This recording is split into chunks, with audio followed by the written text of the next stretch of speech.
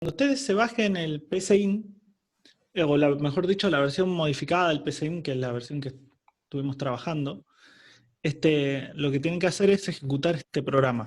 Entra en la carpetita que se descomprime y ejecutan el PCIN, WXPCIN. Le va a abrir que es el editor de pseudocódigo de PCIN, que, bueno, un lenguaje de programación hecho por el desarrollador. Pero acá lo que nos importa a nosotros es hacer clic acá para poder entrar al modo de diagrama. Y acá sí, tendríamos todo el diagrama como lo veníamos trabajando. Uy, acá justo se me puso encima del... No sé si será para todos, espero que no. Yo veo la ventana, pero veo un poquito, por ejemplo, veo muy bien el algoritmo sin título, sin algoritmo, pero las líneas y los dibujitos y las letras más chiquitas las veo un poco borrosas. No sé si el resto ve todo bien, perfecto, digamos, yo ya lo conozco, ¿no? Pero por las dudas que no lo... Se ve, profe. Se ve bien. Sí, se ve perfecto. Bien. Perfecto, perfecto. A ver, voy a correr el cosito lo voy a poner más acá, para tener ahí el chat por las dudas. Bien. Si ustedes van acá al costado, tienen todas las distintas operaciones que no es la versión. Dame un segundo. Bueno, se abrió distinto. Un segundo. ¿Es esta la versión? Sí, pero se abrió diferente.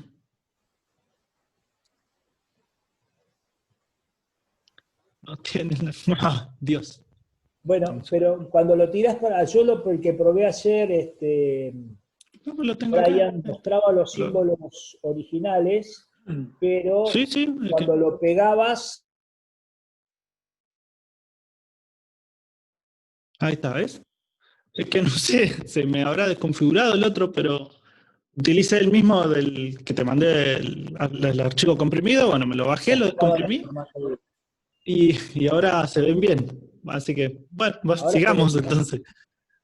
Acá tienen todos los simbolitos. Este es el de mostrar información, pedir datos al usuario y guardarlos en una variable. El de decisión simple, el de decisión múltiple, el ciclo while, el ciclo do while, que es el inexacto pero con una ejecución siempre, y el for. Bien, vamos a ir probando uno por uno. ¿Hacemos algún ejercicio o cómo lo...? No, tirale primero un par de ejercicios sencillitos como los que vimos los primeros, de una decisión sola, de un cartel solo al principio, para ir viendo cada símbolo y después podemos... Bien, vamos como del introductorio hasta adelante. Sí, entonces vamos a hacer una suma, el ejercicio de una suma, donde pedimos un dato, sumamos esa información y mostramos el resultado.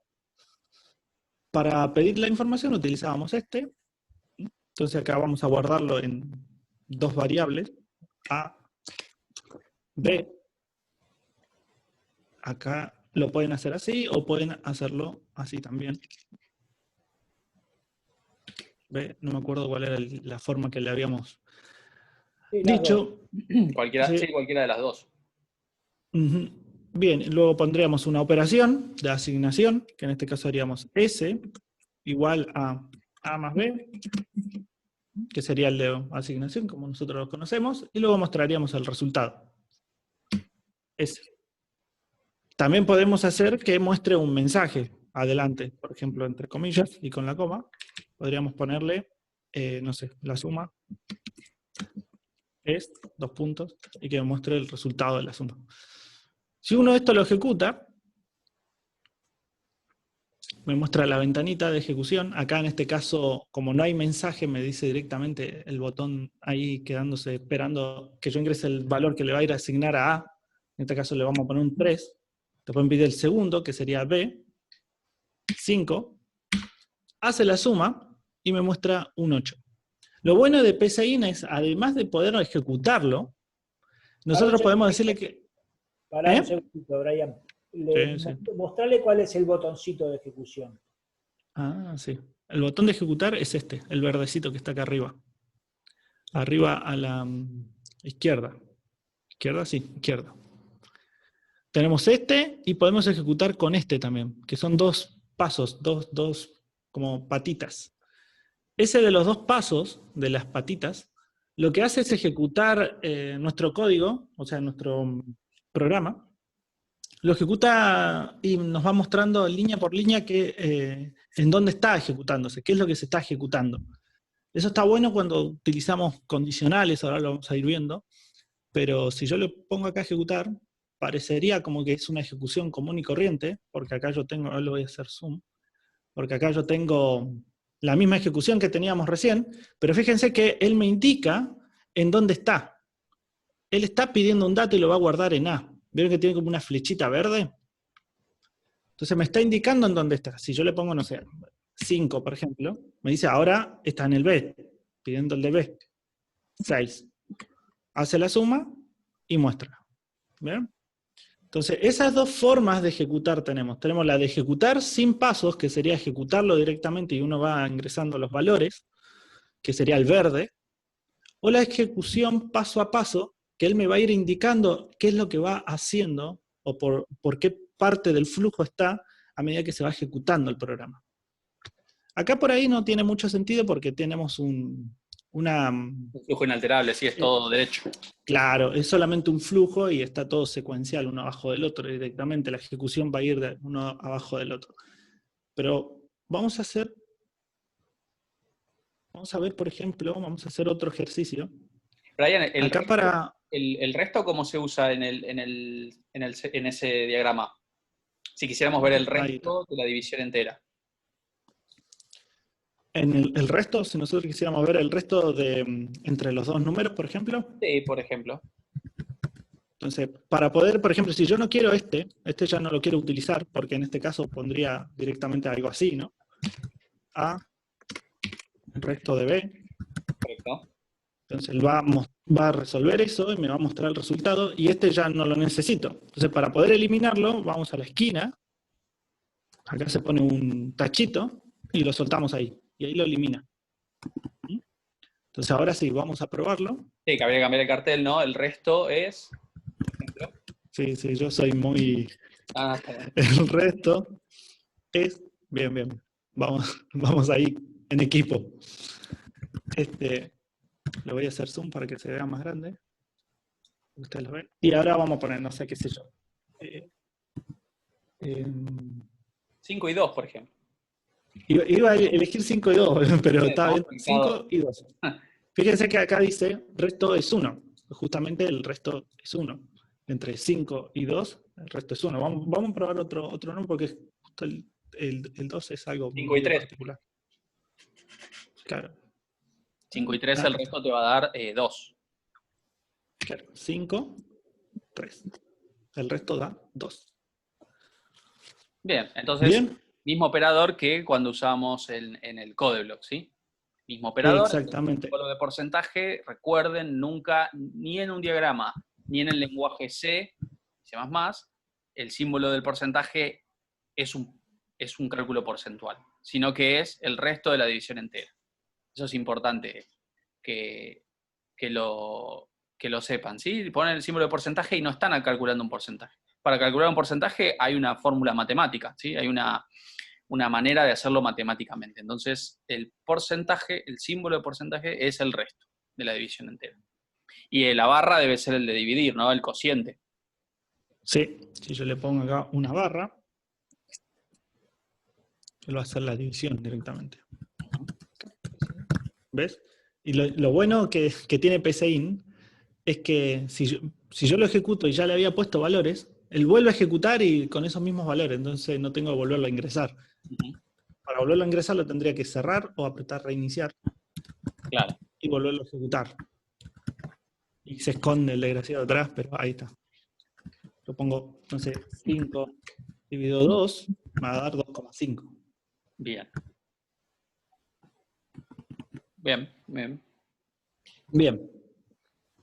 Entonces, ahora vamos a mostrar... sí, decía Ángel. Perdón, iba diciendo, Sí. Por ahí mientras vos borrabas parte del algoritmo, acá lo que estamos repasando son entrada, salida, datos, ¿no? O uso de variables, obviamente, y operadores matemáticos, que sería como la primera unidad, por así decirlo, los primeros elementos que vimos, que corresponden a la estructura secuencial, ¿sí? Lo voy a poner en el chat, estructura de secuencia o secuencial, más o menos usábamos esos valores. Esperen que lo puse de forma privada, lo pongo en el chat, Sí. estructura de secuencia o secuencial. Esa es la estructura base, ¿sí? Luego, tenemos la posibilidad de hacer preguntas. Esa es la estructura de decisión. Había De dos. decisión. Decisión simple, Exactamente. que es la que va a usar Brian ahora, y decisión múltiple, ¿sí? Múltiple.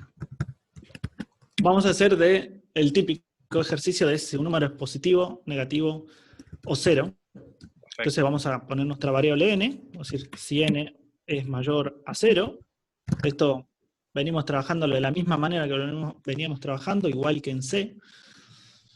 Solamente que acá, como había dicho Daniel, el verdadero va del lado derecho. Sí, derecho, no es el lado Sí. El apunte derecho. está diferente, pero bueno, Claro. es muy entendible porque te pone la inicial del valor de verdad, ¿no? Verdadero hacia la derecha, falso hacia la Exactamente. izquierda, no hay manera de equivocarse. Entonces, Incluso si le vamos es... a pedir a ustedes, por favor, también, si hicieran un diagrama en papel, ya sea en un examen o para preguntar algo, ¿sí? Y lo quieren escanear o fotografiar y subirlo, en una decisión simple pongan la F y la B corta, así nosotros sabemos con exactitud cuál es para ustedes el lado verdadero y el lado falso. O sea, si Claro, nosotros no vemos el verdadero y el falso, no podemos asumir qué es lo que quisieron hacer.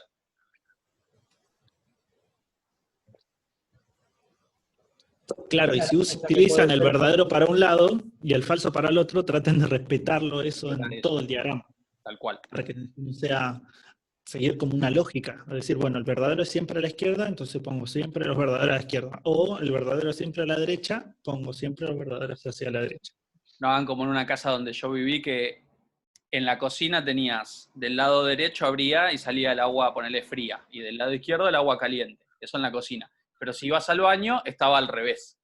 Y si ibas a la ducha, volvía a estar de la otra manera. Entonces nunca sabías bien si iba a salir frío o caliente el agua, porque te tenías que memorizar básicamente en qué parte de la casa estás y qué grifo habría cada temperatura.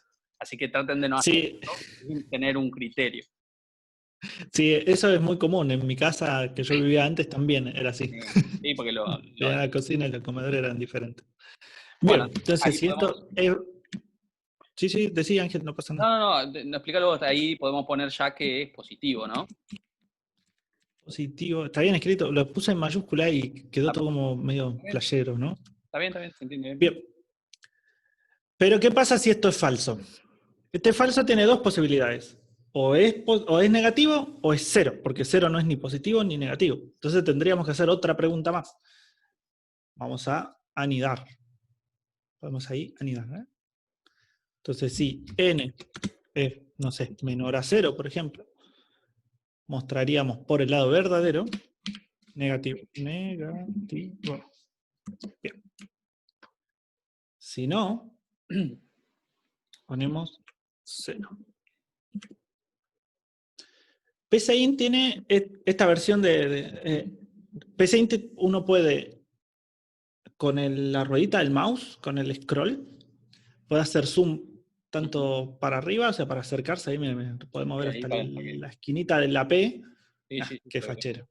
O podemos alejarlo lo suficientemente bien, como por cuando nosotros tengamos diagramas muy grandes, podamos tener como un pantallazo de qué es lo que está pasando en todo el diagrama. Bien, nos queda ahí 10 minutos.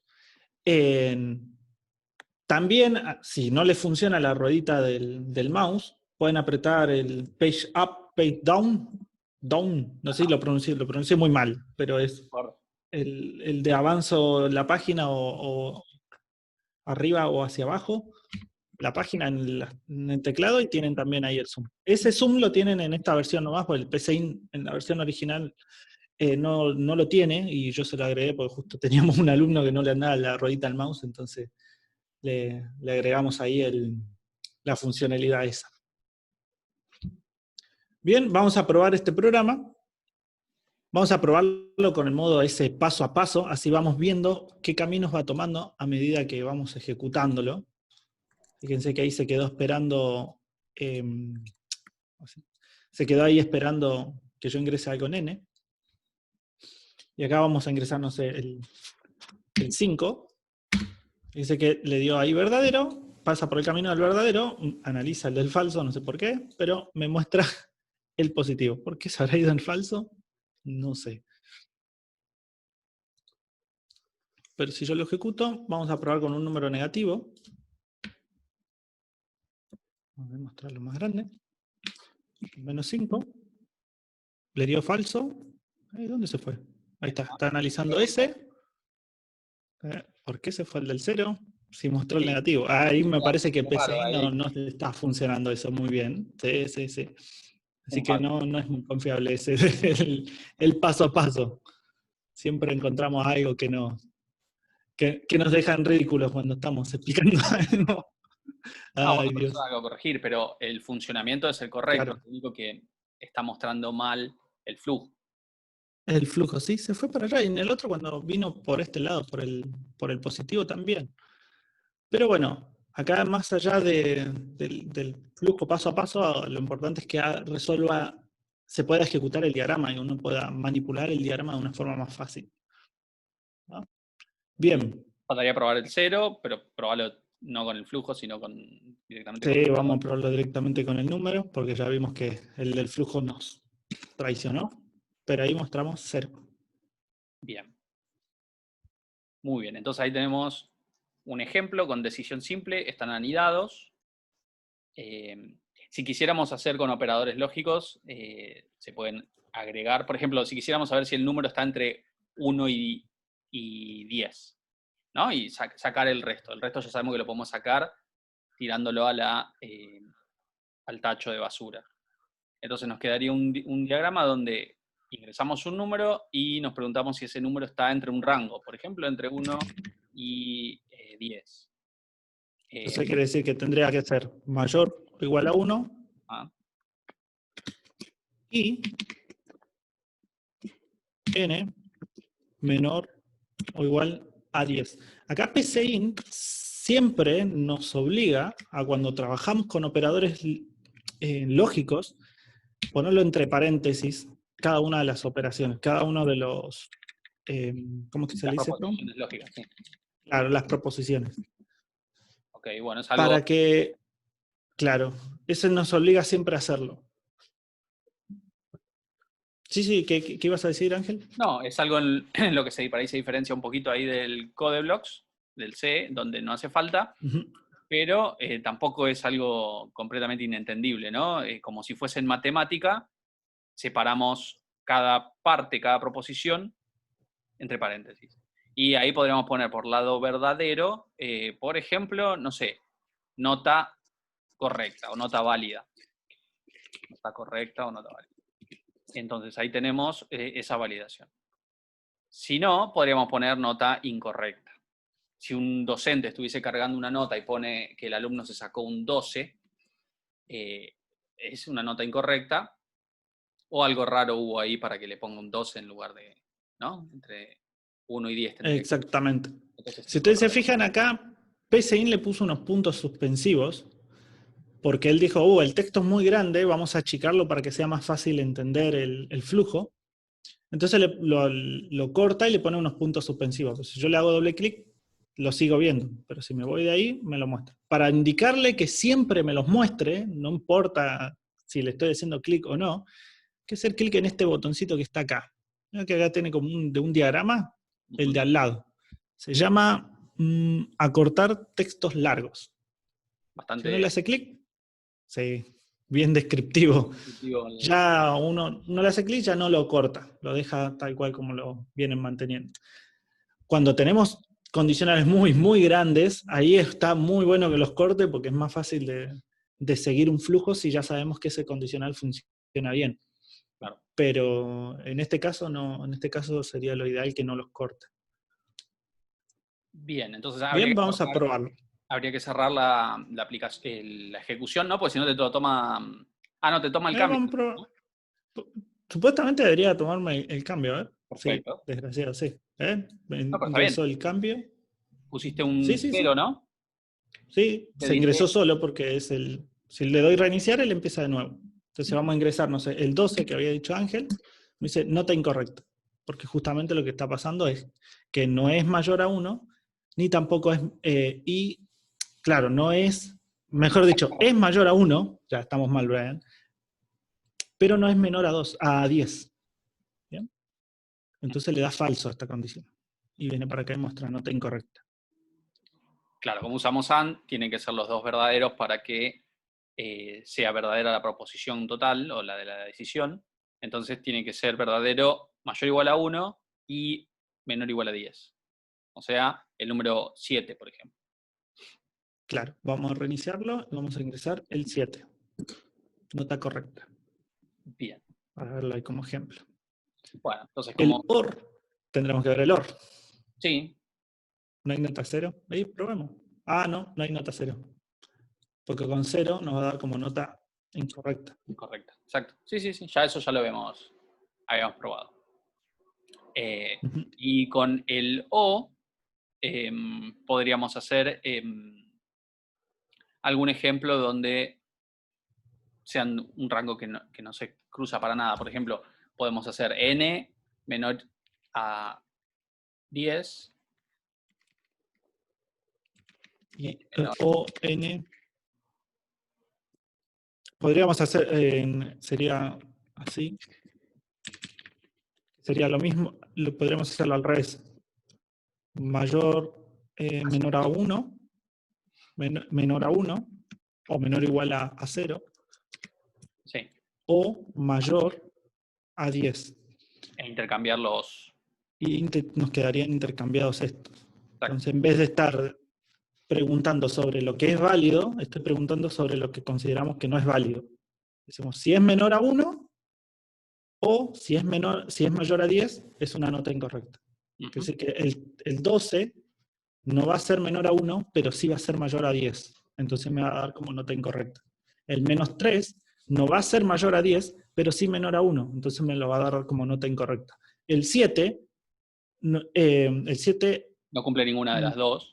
Por claro, eso, no es menor a 1, ni tampoco es mayor a 10. Entonces va a dar falso esa condición y me va a decir nota correcta. dale, si querés probarlo, que te queda 1,5 minutos de la sección de Zoom y después lo vamos a entrar y vemos las estructuras cíclicas. Sí, por ejemplo, el 7 me dice que es una nota correcta. Si elegimos el 12, me dice que es una nota incorrecta. Y como en el otro ejemplo anterior, ingresamos un 0 y también me va a decir que nota incorrecta. Bueno, ¿Bien? a modo de repaso, entonces arrancamos repasando las primeras 2 unidades de decisión simple y secuencia. Ahora podríamos ver un ejemplo de decisión múltiple, si se puede hacer con el PSAIN, que creo que sí. Sí. Y después ya con ciclos. ¿Sí? Bueno, entramos en 5 minutos de vuelta. Bien. Y seguimos. Si les parece bien, 5 minutos con el mismo link entramos.